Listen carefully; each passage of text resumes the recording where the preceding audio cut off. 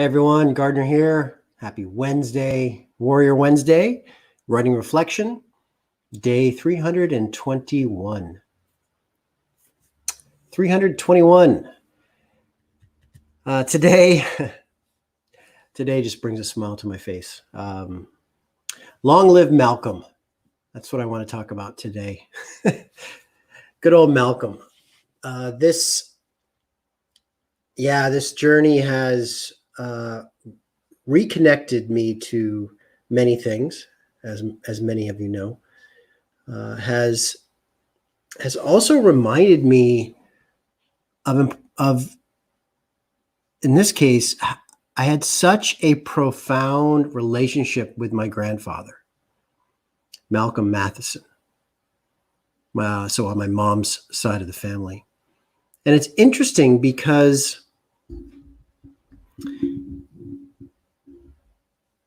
this journey of writing also made it obvious and more obvious to me that I had almost a zero relationship with my other grandfather on my dad's side, which, fills me up with a little bit of sadness. And it's just interesting how life's journey worked out that way. And it wasn't like my dad's side of the family was far away, not really, in the grand scheme of things at all. However, though, with Malcolm and Murtis, there you go. Malcolm and Murtis Matheson. Now, if that's not a name from the 1940s, 50s, and 60s, I don't know what is.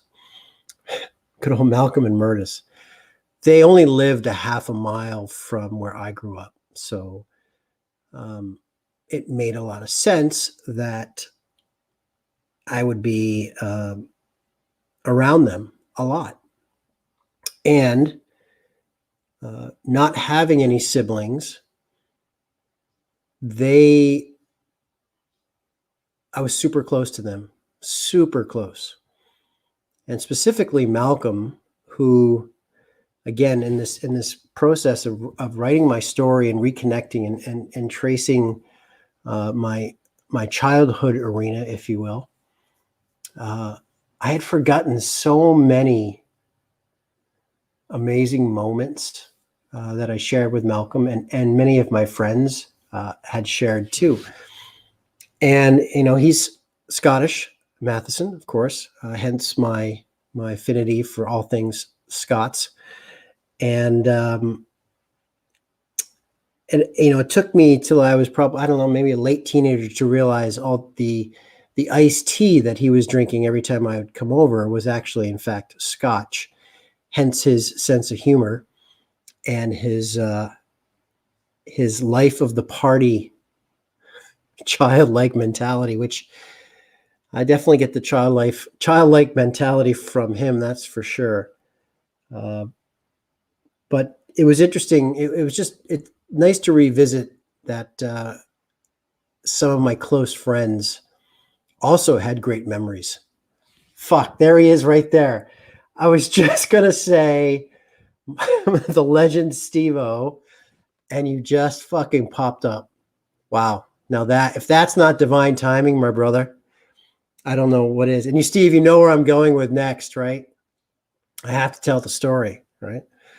So, and Steve and we talk, every time I'm back in Rhode Island, yeah, baby. Every time I'm back in Rhode Island, I don't know, me, Steve, and our other friend, Ed, we were probably, 16 maybe. Of course, Malcolm is 3 sheets to the wind in the backyard barbecue that we were going to, and we're standing around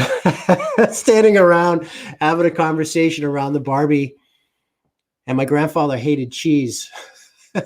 And my grandfather hated cheese, so he didn't know how to fucking cook a cheeseburger, which is kind of basic. So we're all standing there, he's cooking his cheeseburgers, and he's just talking. I don't know, there's probably 3 or 4 scotches in. Well, of course, he puts the cheese on said cheeseburgers and then just proceeds to flip the cheeseburgers over on the grill, because that's what you do with burgers. He just forgot that there was cheese on there.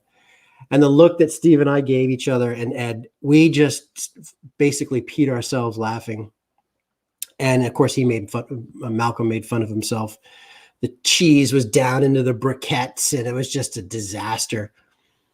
But we never forgot that. And God, how many years later is that, Steve-O, right? Like, it's fucking might as well be another lifetime ago. But yeah, just great moments. Those backyard games of my grandparents. I'm going to date myself, but here's a funny little tidbit into the past. Who remembers those games? The game called Jarts, Jarts. They were these projectiles that were basically like little mini spears that you basically would toss way up in the air, and of course you get drunk adults playing this game, and they're basically throwing mini javelins at one another, which would completely be outlawed in this day and age. Fucking in our fear-based culture. Although that said, I'm glad I didn't get my friggin' eye poked out with one of those puppies. Steve's still got a set there, right? And they were heavy too. You launch those things. They were epic, like missiles.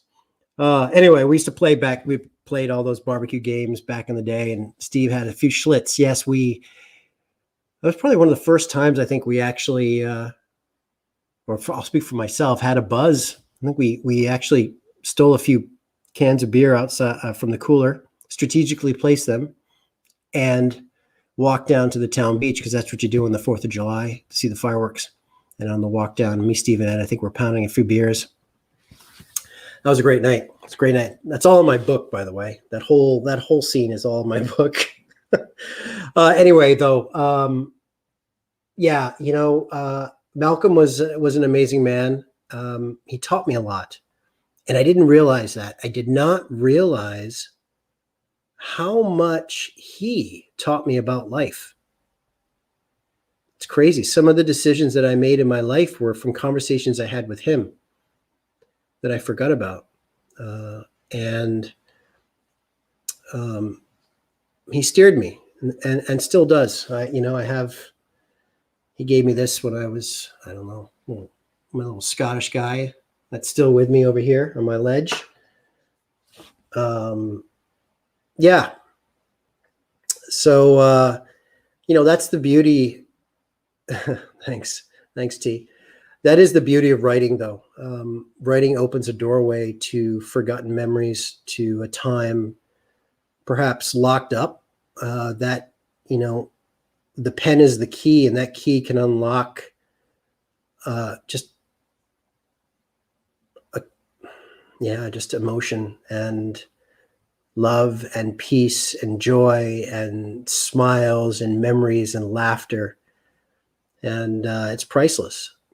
So, Malcolm, he also,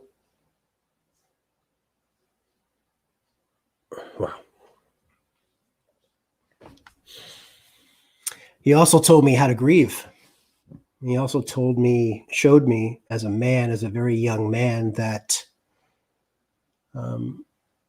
how it's okay to be emotional as a man, to show feelings, to be scared, to seek comfort in a 17-year-old. So it taught me a lot. And I just wanted to share that. I mean, I know there's many people out there that don't actually have relationships with the grandparents for whatever reasons, and it's a shame. For me, it was a shame. I wish on my father's side that I had a better relationship with my grandparents. And at the same time, I am so blessed to have what I had with Malcolm and Murtis on 92 Prospect Avenue in the yellow Cape Cod house with green shutters. Yeah. Taught me how to fish too. Taught me a lot of things. Anyway, now I'm just rambling. I apologize, but that's the beauty of writing.